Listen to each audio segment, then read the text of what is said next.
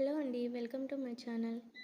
AP ప్రభుత్వం రైతులకు good news అయితే చెప్పనుంది. వైఎస్ఆర్ రైతు భరోసా అండ్ పీఎం కిసాన్ యోజన నిధులను సీఎం జగన్ బుధవారం విడుదల చేయనున్నారు. తాడేపల్లి క్యాంప్ ఆఫీస్లో బటన్ నొక్కి అర్హులైన రైతు ఖాతాల్లోకి 2,000 చొప్పున రైతు భరోసా నిధులను జమ చేయనున్నారు.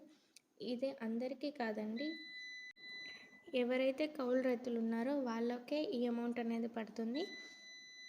అండ్ 2021-22 రబీ సీజన్, 22 ఖరీఫ్ సీజన్లో 1,00,000 లోపు బ్యాంకు రుణాలు తీసుకొని వాళ్ళు సకాలంలో చెల్లించిన రైతులకు 0 వడ్డీ రాయితీని జగనన్న విడుదల చేయనున్నారు.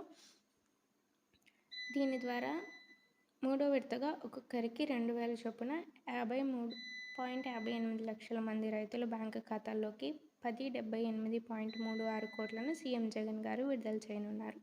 ఒకవేళ ఈ అమౌంట్ మీ అకౌంట్లో పడినాయో లేదో ఎలా చెక్ చేసుకోవాలో జస్ట్ ప్రాసెస్ అయితే చెప్తున్నానండి.